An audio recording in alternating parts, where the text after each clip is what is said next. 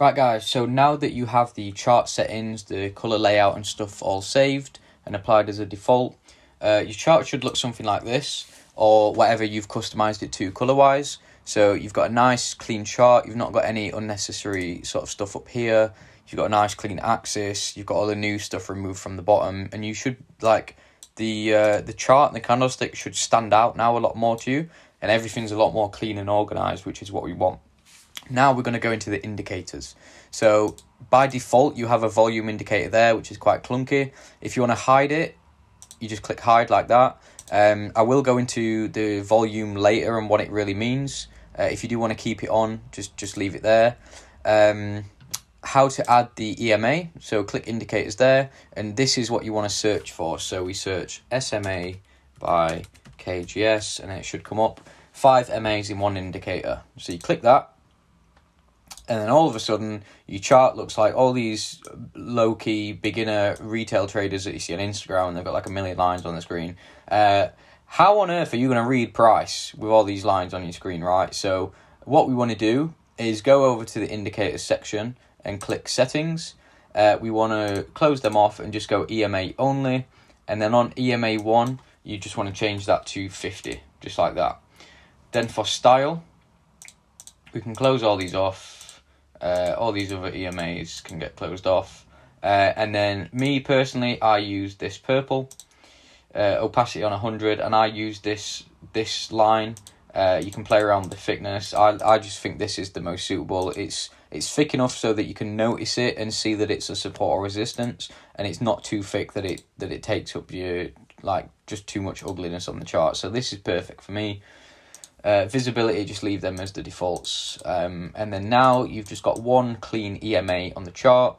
If you do want to play around with other EMAs and SMAs, it's better to have them and not need them than to need them and not have them, which is why I use this specific indicator. You can just use indicators which just grant you one EMA on there.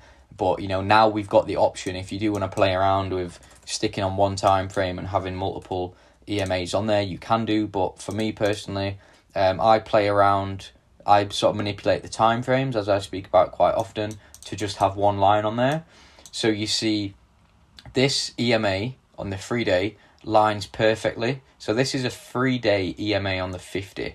So you see how that is perfect support, where price reacted there, and there. We've caught buys from this and this, as you can see here. So that's part of the strategy. So this is showing how we use this.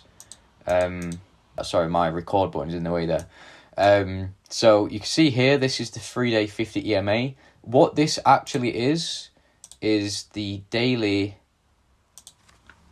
150 EMA. So once that changes, we'll see there, look. So this is actually the same as if we had the daily time frame on with the 150 EMA. It's the exact same line as what we had there. So just clock that.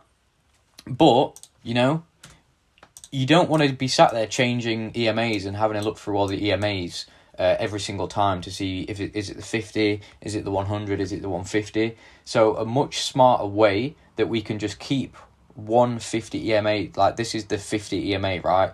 And then we can view it on the daily. If we want to see the 150 EMA on this daily time frame, we just go on the 3-day, and there it is. So that's the logic behind these time frames. How you want to set the time frames up to sort of use this with just having one line on your chart is use this arrow drop down and just favorite all the time frames you're going to want. So I only really use the 4-hour and the daily time frame. So I have the 4-hour, 8-hour, and 12-hour, which is, again, the 50 EMA, the 100 EMA, and the 150 EMA. Same with the daily. I use the 50 for the daily, and then the 100 EMA is your 2-day time frame, and then your 150 EMA is your 3-day time frame. How you add these in, guys, is just click at the bottom, enter the sort of range, and then enter sort of what is it, minutes, is it hours, is it days. So for example, if you want to add a 3-day, just type in 3, type in day, and click add. Get that on there and then favorite it so that it shows up at the top.